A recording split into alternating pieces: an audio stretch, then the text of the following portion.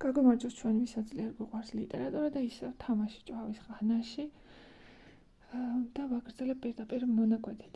ჰეი, მისმინე ხომ იცი ცენტრალ პარკის სამხრეთით ყურაში იხვები რომ ბუდობენ პატარა ტბაზე.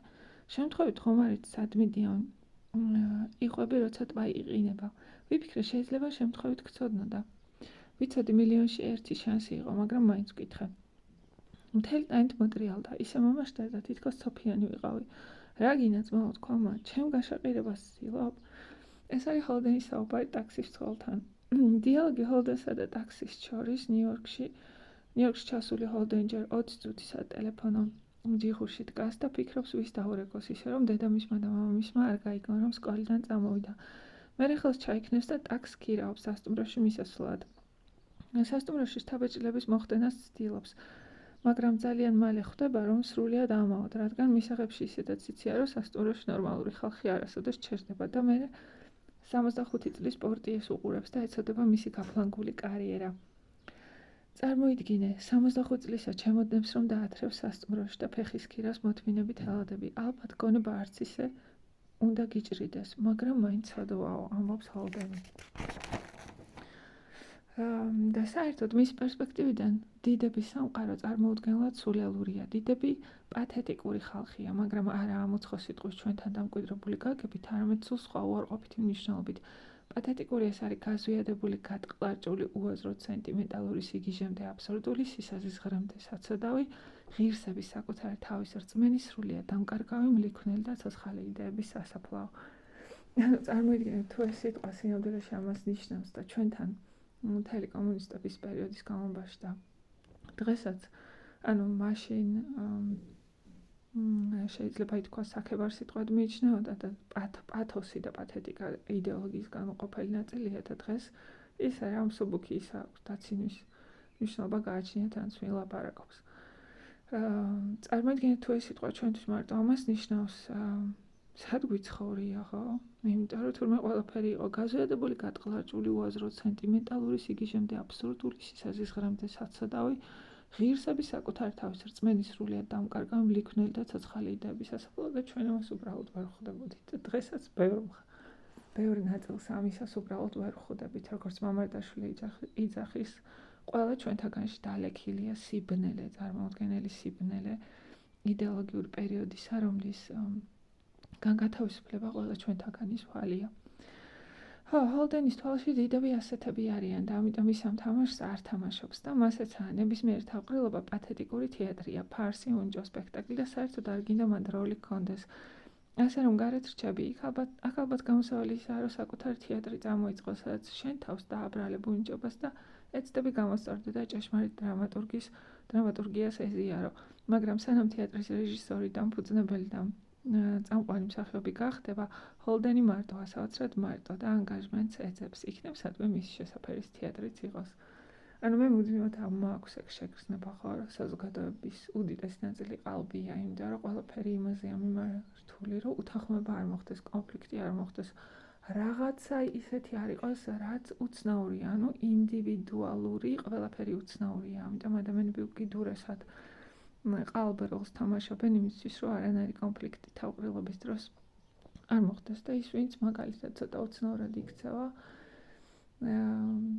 უკვე მას ჩუმად ერიდებიან, ხო, და უკვე მიჩნეულია, რომ გიჟია და თვითონაც ალბათ უფრო ამ იზოლაციის გამწარებული კუთხიდან ლაპარაკობს, იბრძვის ომი აქვს საზოგადოებასთან, ვიდრე ვთქვათ თავდაჩერებული ინდივიდის მაგალითი გაჩვენოს, რომელიც ლაღია, უცხოა და გიზიდავს გათრობს და გინდა რომ ისნაირი იყო.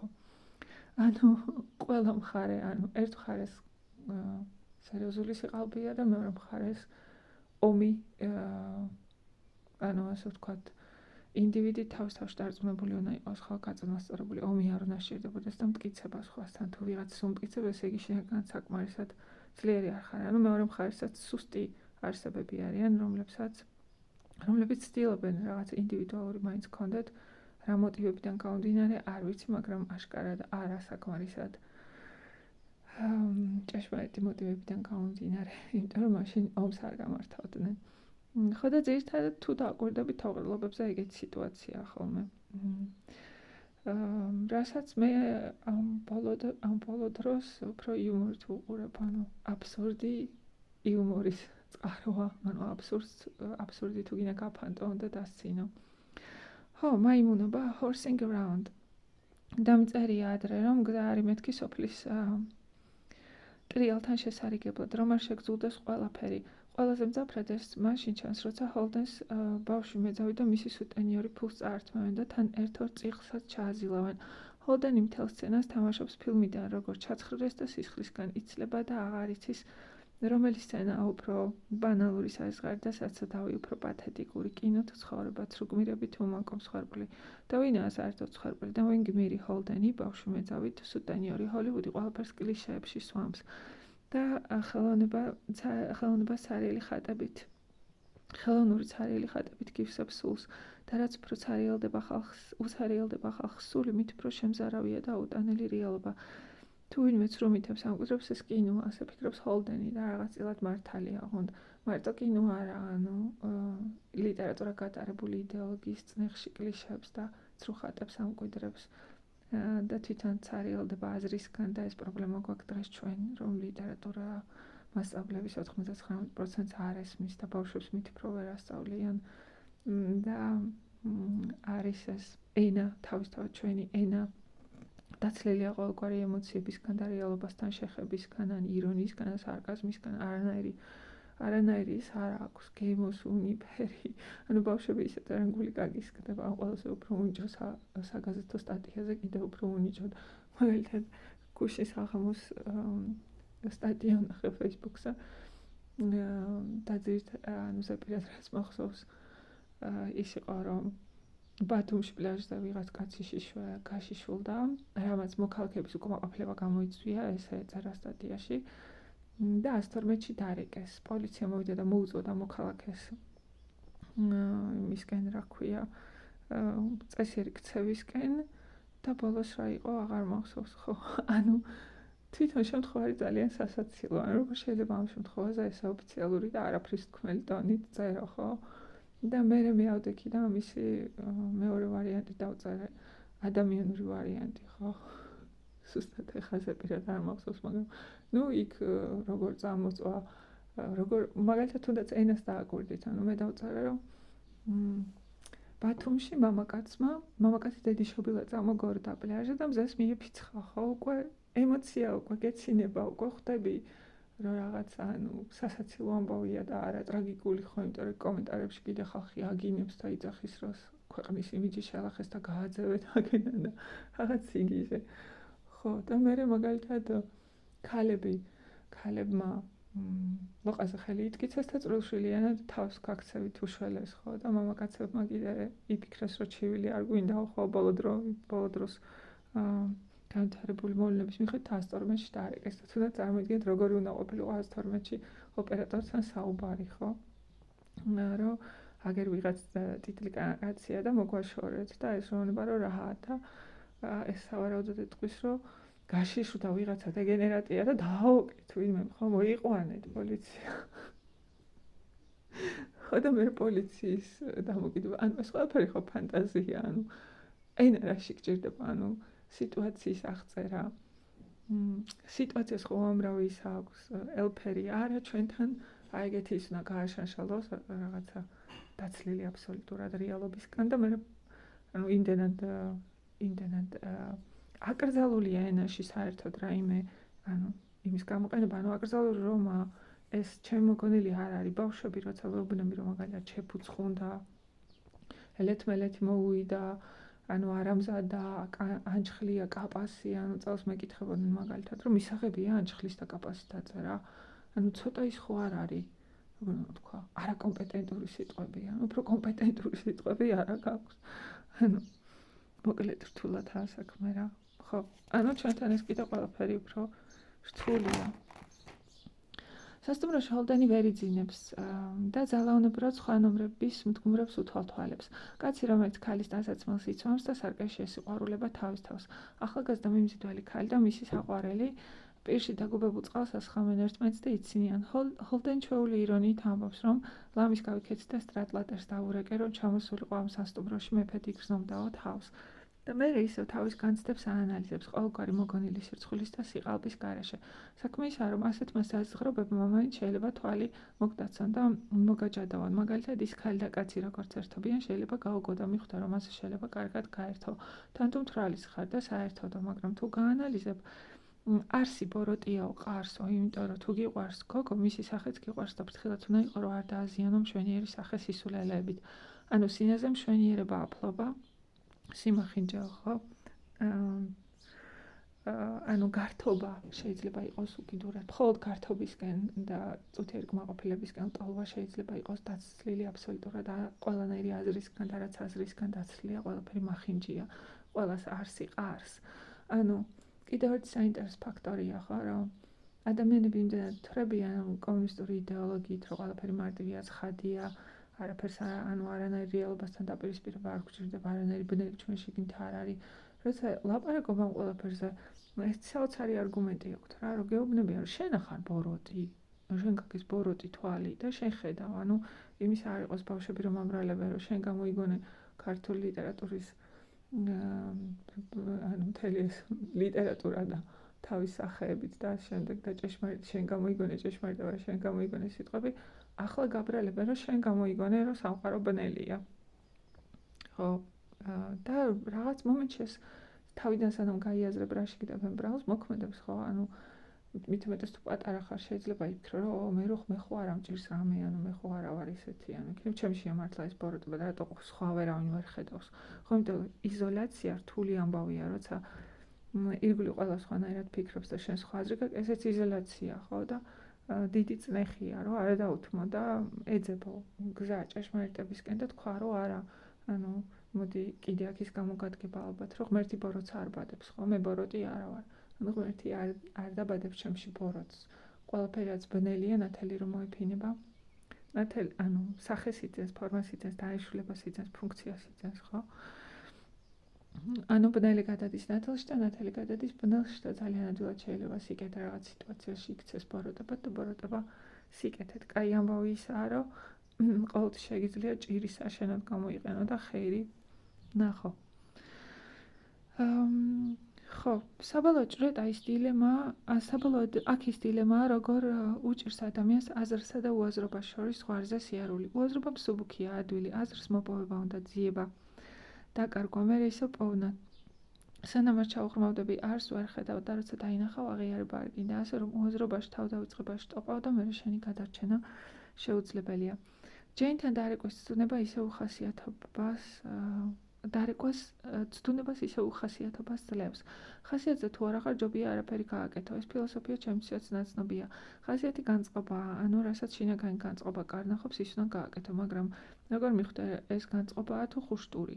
განწყობა ფიქრის მერე მოდის, ჯერ ფიქრობ ცოტას თუ ბევრს, აანალიზებ, უყურებ ყველა მხრიდან, მე ერთ დღეს როცა დაგავიწყდება ლამის რაზე ფიქრობდი, განწყობა მოვა და ამ განწყობას მოაქ ზუსტი ცოდნა თუ რა გააკეთო, თავისუფლების ფენომენალური უნარი, თავდაჯერება და ანუ თითქოს დაახლოებით ის ვარიანტია იგიში, ხო, სინათლე რომ შემოდის და სანამ იგი სხეული დაეწევა ეს რაღაცა გასხეოსნების წამში მოსული იგი გარბის და უკვე ქვას იღებს და ქვაზე ხატავს და ანუ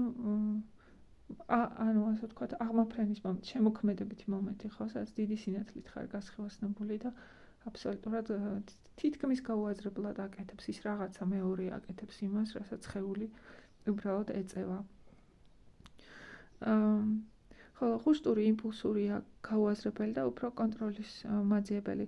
ხოლო თუ სხვის ხუშტურებზე დადიხართ, ეს ყველაფერი ფსიქიკას დაგინგრევს. ანუ საინტერესოა, რომ თუ არასოდეს ეს ანუ გზა რთულია, ხო, შინაგანი ძალის მოსაპოვებლად, როგორც წინა ამაზე ვილაპარაკე. ბევრ ტკივილზე და მერყეობაზე და სიბნელეზე და იზოლაციაზე და შემდეგ გადის, მაგრამ ანუ როგორც იგიშია, რომ იგის ბევრი გაკვირვება ცოდნად ექცა და თავიდან სიტყვები თავში ერეოდა და მერე დაალაგდნენ და წყალზე წავიდნენ და წყალი ჭეშმარიტებაა, ხო, სიტყვები წავიდნენ ჭეშმარიტებისკენ და ახლა ზუსტად იცის უკვე იგი, როგორ უნდა მიაგნოს ჭეშმარიტებას მოცემულ სიტუაციებში, როგორ დაახასიათოს და რას მიაკუთვნოს კარგს თუ ცუდს, ხო? ისე და შემდეგ მოდის უკვე ეს შინაგანი გასხიოსნება, ხო, რაღაც ნათელი, რომელიც მოდის გეუფლება და აკეთებს რაღაც სასწაულებრივ საქმეებს, რომლისაც მე შენც გიკვირს, ხო, რა როგორ გააკეთე. ამიტომ თითქმის ყველა კულტურაში გენიოსი მხატვარი იქნება თუ სხვა უფრო მედიუმია ღმერთსა და ადამიანს შორის, ხო, იმიტომ რომ იმ გასხოსნების წამში ადამიანი უკან დგება და რაღაც ღვთაებრივი იკავებს თავის ადგილს. მაგრამ ეს ყველაფერი არ მოდის იმ ბნელი გზის გავლის გარეშე, ხო? და საერთოდ ეს ყველაფერი მე მგონი განწყობიდან იწყება, იმიტომ რომ განწყობიდან თამაშიდან, ხო, იმ კითხვების დასმა, რომელსაც მიზანი არ აქვს, სადაც უბრალოდ თამაშობ და წარმოიდგენ და თავს საშუალებას აძლევ, რომ გაჰყვა ოცნებას და მეორე განწყობა. იმიტომ რომ როგორც თქვით, ნამდვილი განწყობა ფიქრის მერე მოდის, ხო, ბევრი სინჯის მერე მოდის, ბევრი ჩამკვდროების მერე მოდის და მერე გეუფლება ეს გასხივოსნება. და ხუშტური წამიერი იმპულსია და პრობლემა ისაა, რომ საკუთარ ხუშტურებს თუ აყევით ცუდია, მაგრამ ადამიანების დიდი უმრავლესობა სხვების ხუშტურებს მიყვება და არა თუ მიყვება, არამედ საზოგადოება კარნახობს და მით უმეტეს იდეოლოგიური საზოგადოება კარნახობს, რომ სხვების ხუშტურებზე იარო, იმიტომ რომ ენამ ამას დაარქვა სიყვარული, ხო, სხვისი ხუშტურების ასრულება არის თურმე სიყვარული, ანუ ენა ხო ძალიან რთული რაღაცაა. თუნდაც მაგალითად გამოცდაზე თემები მოდის აუცილებლად ზოგადი, ხო, და ბავშვები კატასტროფულად იბნევიან, ანუ ვერ ხვდებიან რა უნდა დაწერონ მაგალითად, იმიტომ რომ სათაური იმდენად ზოგადია. მაგალითად ღირს თუ არა სიყვარულისთვის ყველაფრის გაწირვა, ყივჩაღის პაემანი, ხო? და პირველი რასაც ვეუბნები არის ის, რომ დავფიქრდით სიტყვებს, ხო? ანუ რა იგულისხმება სიყვარულის ქვეშ, ანუ შენ რა წარმოდგენა გაქვს სიყვარულზე, შენ რას ფიქრობ, მაგრამ მე აქ მეორე პრობლემაა, რომ ის ფიქრობს, რომ სიყვარულზე წარმოდგენა სტანდარტია, რომელიც დაადგინა განათლების სამინისტრომ და ყველა ერთნაირად, ანუ და მარტო გამომცდელებმა იციან, იმიტომ რომ ძალიან ბევრი ბავშვი ხშირად მეკითხება რა, რომ ეს სიმბოლოები იქ ეწოდინებათ გამომცდელებს, რომ ჩვენ ხა ამაზე რაც ვლაპარაკობთ, ესენი სხვებმაც იციან და მე ვეუბნები, რომ სათავე ყველაფრის არის სახარება, ბიბლია, ხო?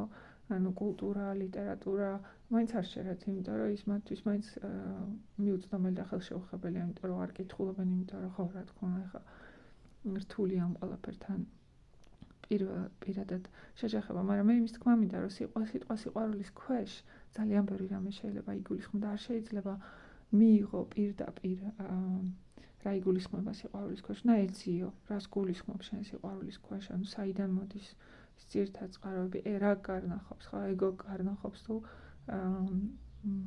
ნათელი განება კარნახობს თუ ღვთაებრივი შთაგონება კარნახობს თუ ლოგიკა კარნახობს თუ გული კარნახობს და მე გულია ჯერ და ლოგიკას აყენებ გულის სამსახურში თუ გული მკვდარია და მხოლოდ ლოგიკა და ლოგიკა ემსახურება ეგოს, ხო? ამ ყველაფრის გარკვევა მარტო შენ შეგიძლია, მაგრამ ამ ყველაფრის გარკვევა შესაძლებელია თუ თამაში შეგიძლია, თუ განწყობების მართვა შეგიძლია, თუ საკუთარ თავს იცნობ და მაშინ როდესაც ცხოვრობ კულტურაში, იდეოლოგიურ კულტურაში, ჰომოსოვიეტიკურ კულტურაში, სადაც გაიძულებენ რომ სხვის ხუშტურებზე იარო და ამას სიყვარულს არ ქმნიან, პრაქტიკულად შანსი არ გაქვს, რომ აქედან თავი დააღწიო, თუ ამ ყველაფერს არ გაიაზრებ. ანუ განათლება არის ერთადერთი გზა, რომ რაღაცა ტანჯვალ არსებობას და სრულს აგიჟეთ თავი დააღწიო. ალბათ ამ ხო სადუყავთ ფსიქიკან ანგრევს, ალბათ იმიტომ რომ მთავარი კავშირი ირღვევა, კავშირი იმპულს გააზრებასა და ქმედებას შორის, რომლის ყველა რგოლი ტვინს უკავშირდება და ზრდის მას, ახალ ნეირობილიკებს ქმნის, ახალ სამყაროს ტვინში და ფსიქიკაში და ეს პირდაპირ მნიშვნელობით, ანუ სხვისი ხუშტურების ყველა პირდაპირ მნიშვნელობით ანადგურებს მას, რაც არ უნდა აიძულო თავი, რომ გარედან მოსული კონტროლის იმპულსები გაითავისო, არაფერი გამოდის, ტვინს ვერ მოატყუებ. ის შეგიძლია თანდათან მოკლა, იგივე ეხება სინთის, თავისუფლებას და ასე შემდეგ. ეს ყველაფერი შეიძლება სიყვარულის სახელით გააკეთო. ამ დროს მეორე ადამიანი უბრალოდ ძალაუფლებით ტკბება და ახლა უფრო მეტად მიგიჩნევს თავის საკუთრებად. მნიშვნელობა არ აქვს, მეგობარია, ძმა, მამა, ცოლი, ქმარი თუ ასე შემდეგ და შენ ზნებდები, ისე რომ ვერ ხვდები. საოცარია, როგორ შეიძლება ადამიანის გაპირუტყვება თუ ჰოლდენისნაირი შეურიგებელი არსის მაძიებელი სიმართლის ჭხრეკავი, ჭეშმარიტებით მთვრალი იდეალისტი არ ცხოვრობს შენში. განსხვავება შეიძლება უცბად მიხვდა ერთმა ჟესტმა, ერთმა დღემ, ერთმა განცდილმა ანალიზმა მიგახვედროს, როდის მივხვდი, რომ საბჭოთა მშიერი და ყველაფრით თვითკმაყოფილი მოქალაქე ხდებოდი, როცა საჯარო სამსახურში მუშაობის დაწყებისას 280 ლარ ხელფასი აღშფოთდი, საიდანაც 250 გვაძლევდნენ ხელს მგონი, ხოლო როცა ხელფასის აღების დრო მოვიდა, ჩემი თავი დავიჭირე იმაზე, რომ მიხარო და საჭიროებების ცარიელი 40 ცოტათი ამოვსების საშუალება მაინც რომ მეძლეოდა. პროტესტის და იქ უთხარ ჩემთავს, რომ ოპ, თეონა, ოპ, სად ვიდიხარ, ხო? აბა დაფიქრდი, ანუ ოსქვეშინეგანი სიფხიზლე. ხო, რასაც ავთანდილს აქ, ანუ ავთანდილ ძალიან ხშირად ეუბნება თავის თავს, ოპ, ავთანდილ, აბა რას არჩევ ხარ როსტევანთან გინდა კაი ბიჭი გამოხვიდე თუ თინათინთან, ხო? ჯართან გინდა კაი მთავარსარდალი იყო თუ თინათინთან, როცა უკან დაბრუნებას აპირებს. და ბოლოს გავწყვეტ, რომ არა, თინათინ სატრფოა, ხო, ეს შინაგანია, ეს რაღაც ახალი სამყაროა, ყველაზე მნიშვნელოვანი, ჯარზეც მნიშვნელოვანი, როსტევანზეც მნიშვნელოვანი. დავკარგავ ჯანდაბას, ოღონდ კი თინათინს იმედი არ გავუძრო, ოღონდ კი საკუთარ თავთან მართალი ვიყო. ხო, და მაშინ მე ჩემ თავს უთხარი, ოპ, აბა, ნუ დაკარგავ აღშფოთებას, ხო? კიდე და კიდე გაახელე, გააძლიერე შენ თავს ეს აღშფოთება, იმიტომ რომ ეს არის ერთადერთი, რაც გაშორებს იმ თავდაღმართს, რომელსაც ერთი ფეხით დაგიცდა, მერე ვერავინ ვეღარ გიშველის. ხო, პროტესტის გრძნობა თუ დაკარგავ სამართლებაზე წასულია შენი საქმე, შენი ტვინის საქმე, თვითკვლობის ბომბი აწიგწიგდა.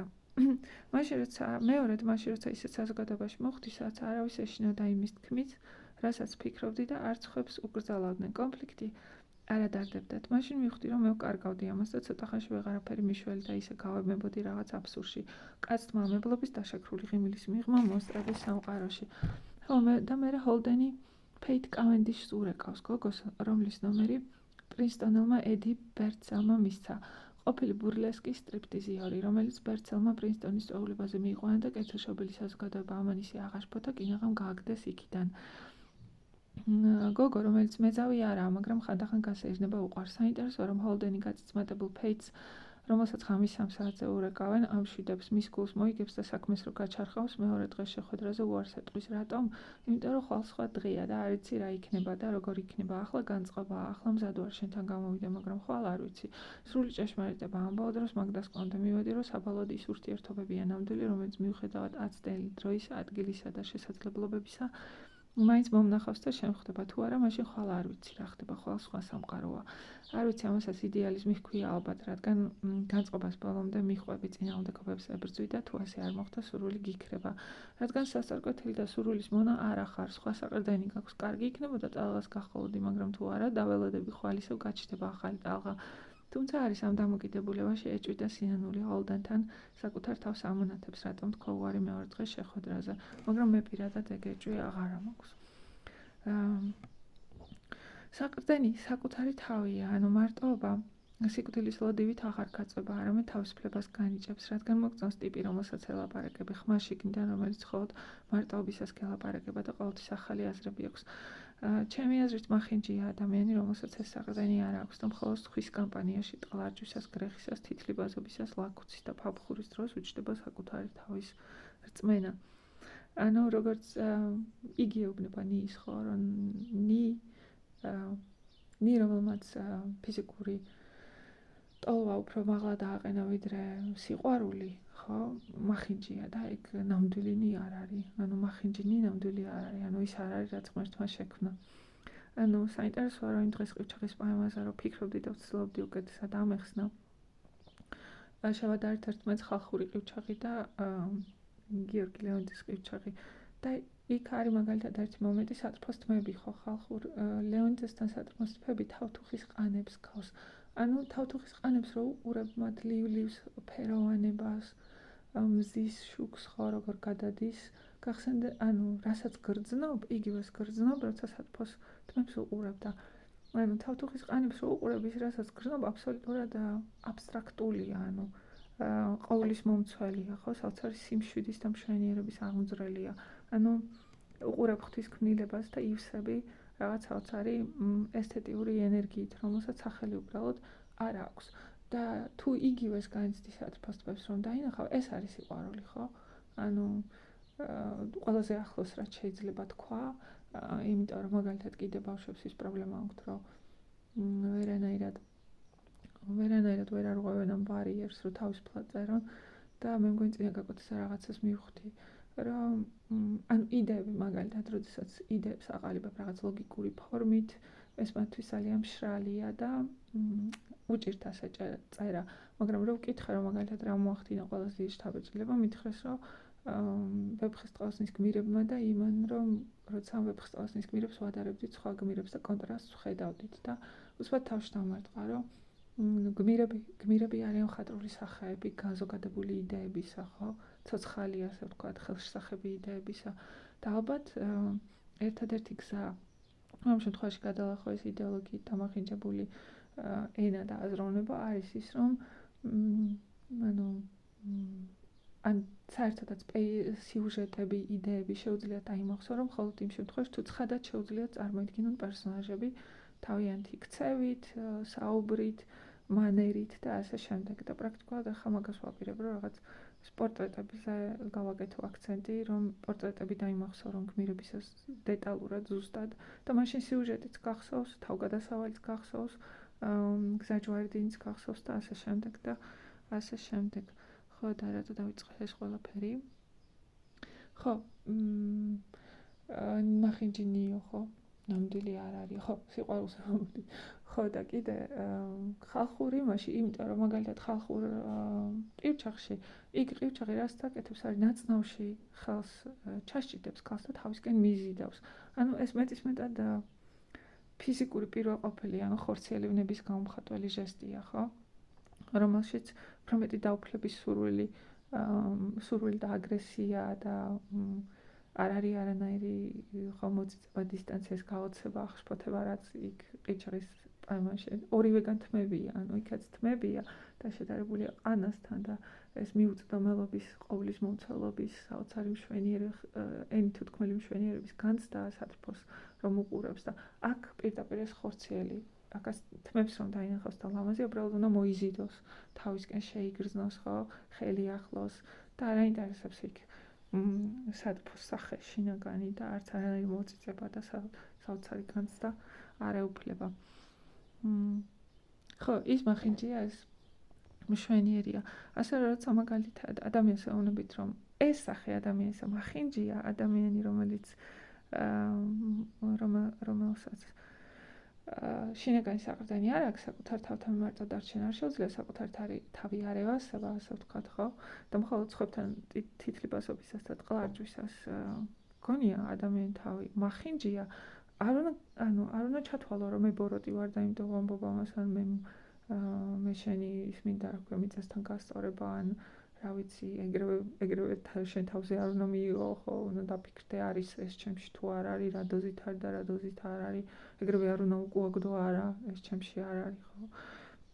რაც უნდა დაფიქრდე, რა ვიცი მე, იმიტომ რომ ეს მეც მიმემართება, მე შეიძლება წერო დიდებული სიბრძნეები და ვიკითხო დიდებული სიბრძნეები, მაგრამ ჩვეულებრივი ხორციელი ადამიანი ვარ და შემდეგ სიტუაციაში რას ვიზამ არ ვიცი, შეიძლება სრულიად გაუცნობიერებლად ავყვე ამ მახინჯ სახეს და უცბად აღმოვაჩინე, რომ თეონა ის ტიპია, რომელსაც დაუკარგავს კავშირი საკუთარ შინაგან მესთან და მარტოობა ისე ძალიან აღარ მოწონს და უფრო სხვის კომპანიაში ტყალარჯვა მოსწონს. თავია დავინახო, ხო?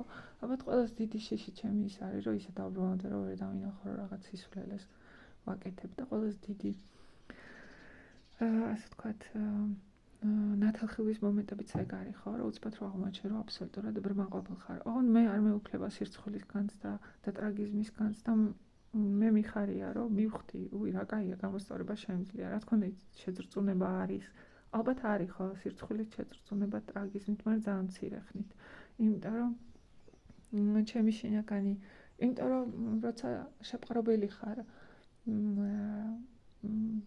ანუ შეპყრობილი ხარ არა საკუთარი ეგოთი, არა სხვა ადამიანების, არა სიძულვილით, არა იმით, არამედ იმით, რომ რაც შეიძლება ნათელი გახადო ყველაფერი, რაც შეიძლება საუკეთესო გამოსავალი იპოვო და გესმის, რომ არსებობის ერთადერთი მისაღები ფორმა, სადაც ტანჯვა ცირდება და სადაც შეიძლება მშვენიერი იპოვო, ეგ არის, ხო? ეს იმდენად დიდი მოტივაციაა, რომ სწრაფად გადიხარ იმ ემოციებს, რამაც შეიძლება თუ დააყოვნე ჩაგითრიოს და ვერ წახვიდე, ვერ გააგრძელო გზა. ხო. და ანუ შემდეგი რაც მიწერია, ხო, თქვენ რომ მოგივათ, როცა ასეთ ადამიანთან მარტო დარჩებით, ისევ ტყვარჭვას და თითლიბაზობას ხომ არ დაიწყებთ მარტოობაში ხომ მათი საზარელი სახე აუტანელია და ის ამოთხე სადაც განახლების შანსი უნდა გქონდეს, იქცევა მახინჯ სახე და სულის შემძვრელ ჯოჯოხეთად და ჯოჯოხეთი იმიტომაა, რომ მათგან გასაქცევი აღარ სადაა. ანუ შემდეგ რაც მიწერია, ჩემი ის არის, რა ქვია, შეგრძნება იმის მიმართ, რაც მაგალითად აბსოლუტურად შეუძლებელია ვიღაც დაუხსნა და რაც მე მებადება ხოლმე მაგ ტიპის მამაკაცების მიმართ, რომლებიც თქვათ გარეგნულად და სოციალურად ვიღაც ჩემი ახლობლების აბსოლუტურად მისაღებია და ერთხელ ბიძა ჩემს კი დამაყვედრა, რომ შენ პრიჩინაზე ეუბნები ხალხს უარს. ხო, ამის ახსნის მცდელობა ქვემოთ, რაც ჰოლდენს ესმის ჩემი, ანუ ჰოლდენი და მე ვიკვეთებით, ამიტომ ჰოლდენი ჩემი ასე ვთქვათ, ცხოველი სული. ჰოლდენი ზუსტად ისევე გრძნობს, როგორც მე. დაახლოებით ეგ შეგრძნება მაქვს, როცა ვიღაც გაიძულებს მარტო დარჩენილმაც როლი შეასრულო. წარმოიდგინეთ ქალის და კაცის ურთიერთობას, სადაც კაცს ადამიანზე ნაკლები ჰგონია ქალი, რაღაც უცნაური განუვითარებელი არსება, რომელიც მთლიანად მასზეა დამოკიდებული, დაბლა დგას გონებრივად, ფიზიკურად და მხოლოდ გასართობის სათამაშოა, რომელსაც უნდა ეთამაშო გადასავით. ეს კაცი იფხორება, ყოყოჩობს, ფაფხურობს, ყივის დეზებს აწკარუნებს, მიწას ქექავს, ახტაცებული ყიყლიყოთი გარშემო გივლის, შეყვარებულია საკუთარ მოსაზრებულობაზე, ვაჟკაცურ ენერგიაზე, გაქანებაზე, დაუღალავობაზე და შემხოლოდ ის როლი გაგაჩნია, რომ ამ თამაში აღყვა თავი, ისე დაიჭირო, რომ მამალი კი არა, მძვინვარე დინოზავრია, კაცია და კატა და არა ლომი. ლომი და არა კატა, საქათმეში კი არა ხარ, ჯუნგლში ხარ და წარმოიდგინე, რომ სოციუმმა ამ კაცს საკუთრებად მიგიჩნიოს და გასაქცევი არ მოგცეს მორალის სახელით. წარმოიდგინე, ვინ ხდები შენ? არსება, რომელიც მუდმივად საკუთარი თავის წინააღმდეგ მიდის, არსება, რომელსაც საკუთარი ზიზღი ყელში გასჭრია და მაინც ანგელოზური რაკრაკი ამოსდის ყელიდან, იმიტომ რომ ცუდად თამაშს არავინ გაპატიებს. ქმრის არ სიყვარული ხომ წარმოუდგენელი დანაშაულია საზოგადოებაში, სადაც ფიქრობენ, რომ ხორციელი კავშირი სიყვარულის საწყისია. ოღონდ მთავარია ეს ხორციელი კავშირი ერთთან კონდეს. ანუ სხეულის მონობა სიყვარული, ოღონდ საკუთარი სხეულისა კი არა, ქმრის სხეულის სურვილების მონობა. სულზე არავინ ლაპარაკობს. და შენ ხდები არსება, რომელსაც წაგართვეს სხეული, სურვილები, ესე იგი რეალობა, მარტაობა, შინაგანი ხმა, არჩევანი და ერთადერთი გამოსავალი გრჩება ძალადობა მიიჩნიო სიყვარულად. ხო. აწი აღარ შემეკითხება, ვინც ამას მოусმენს, რატო არ თხოვდებიო, ხო? ხო, მაგრამ ანუ მე არა ვარ ბნელი და დამპალი. ცოტა თვალები რომ გაახილოთ უამრავ მამაკაცს დაინახავთ იქ. ხო, და ბოლო დასკვნითია. ხო, თურმე ასეთი მნიშვნელოვანია მარტოობაში საკუთარ თავთან ლაპარაკი. რა თქმა უნდა, ეს ყველაფერი მარტო მაშინ გემუქრება, როცა იდეალისტი ხარ, თუ საკუთარ თავს არ იცნობ და მხოლოდ ხორციელი არსებად ცოცხლობ, მაშინ არც გეხება არაფერი, შენ თავად ხდები სხვისი მტანჯველი და ამ შემთხვევაში ბავშვების იქით გზა არ არის. და გახსოვს რა სწახის ქრისტე მათზე, ვინც ბავშვებს ტანჯავს. ან ჩემი აზრით, ბევრი ქალი, რომელიც ამ მონობას ემუქრება რა არის, ემორჩილება. ხო, ხდება მე ტანჯველი თვითონ და ეს სამწუხაროდ ესეთი ქალების მთელი ლაშქარი გვყავს საქართველოში. ხო, და რა კაი კომენტარები გათიშულია, ხო, და არ შემოვარდება ეს ხალხი და არ დამიწყებს ლანძღვაგინებას იმაზე, რომ როგორ გაუბედე და ესეთი რაღაცები ვილაპარაკი. მოკლედ, ბედნიერ დღეს გისურვებთ და ხვალამდე.